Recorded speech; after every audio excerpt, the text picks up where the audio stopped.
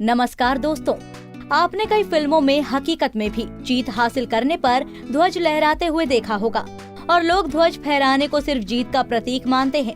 लेकिन आज हम आपको ध्वज फहराने के ज्योतिषीय महत्व बताएंगे, साथ ही घर में क्यों और कैसे ध्वज लगाना चाहिए इसकी जानकारी भी देंगे। हिंदू धर्म में घर की छत पर ध्वज लगाने को शुभ और असरदायक माना जाता है।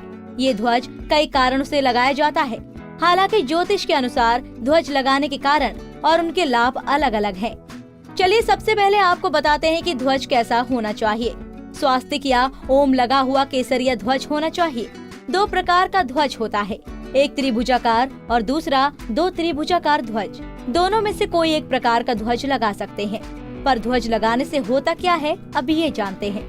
ध्वज को विजय और सकारात्मकता ऊर्जा का प्रतीक माना जाता है। इसीलिए पहले के जमाने में जब युद्ध में या किसी अन्य कार्य में विजय प्राप्त होती थी तो ध्वज फहराया जाता था। इससे यश, कीर्ति और विजय मिलती है।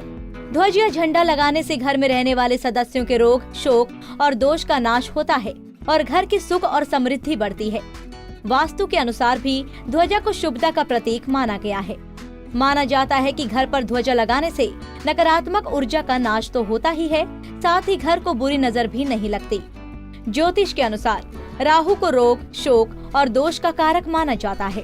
ऐसी मान्यता है कि यदि घर के उत्तर पश्चिम में ध्वज लगाने से घर में रहने वाले सदस्यों के रोग, शोक और दोष का नाश होता है और घर की सुख और समृद्धि बढ़ती है। जानकारी के लिए बता दें कि घर की छत पर लगाने वाले ध्वज, रणभूमि में रथ पर लगाने वाले ध्वज दोनों में कुछ फर्क होता है। रणभूमि में अवसर के अनुकूल 8 प्रकार के झंडों का प्रयोग होता था। ये झंडे थे जय, विजय, भीम, चपल, वैजयंतिक, दीर्घ, विशाल और लोल। ये सभी झंडे संकेत के सहारे सूचना देने वाले होते थे। लोल झंडा भयंकर मारकाट का सूचक था। घर की छत पर 3 रंग में से किसी एक रंग का ध्वज लगा सकते हैं। गेरू और भगवा रंग एक ही है, लेकिन केसरिया में मामूली सा अंतर है। इसके अलावा तीसरा रंग है पीला। भगवा ध्वज 3 प्रकार के होते हैं, ध्वजा, पताका और डंडा। इन्हें ईश्वरीय स्वरूप माना गया है। ये ध्वज परम पुरुषार्थ को प्राप्त कराती है एवं सभी प्रकार से रक्षा करती है। कभी कभी व्यक्ति के जीवन में ऐसी स्थिति आ जाती है जिससे आर्थिक समस्याओं और दुर्भाग्य से दो चार होना पड़ता है, जिसके तहत व्यक्ति कंगाली की हद तक आ जाता है। ये स्थिति कुंडली में राहु, केतु, शनि और मंगल के कारण आती है। इसी तरह ध्वज और पताका अलग अलग होते हैं। दोनों को ही हम झंडा मान सकते हैं। पताका त्रिकोणाकार होती है, जबकि ध्वज चतुष्कोणीय। प्रत्येक हिंदू देवी देवता अपने साथ अस्त्र शस्त्र तो रखते ही हैं, साथ ही उनका एक ध्वज भी होता है। ये ध्वज उनकी पहचान का प्रतीक माना गया है।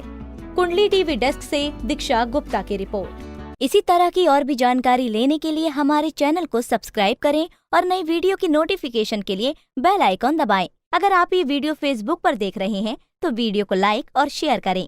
साथ ही अपनी राय कमेंट बॉक्स में जरूर बताएं। धन्यवाद।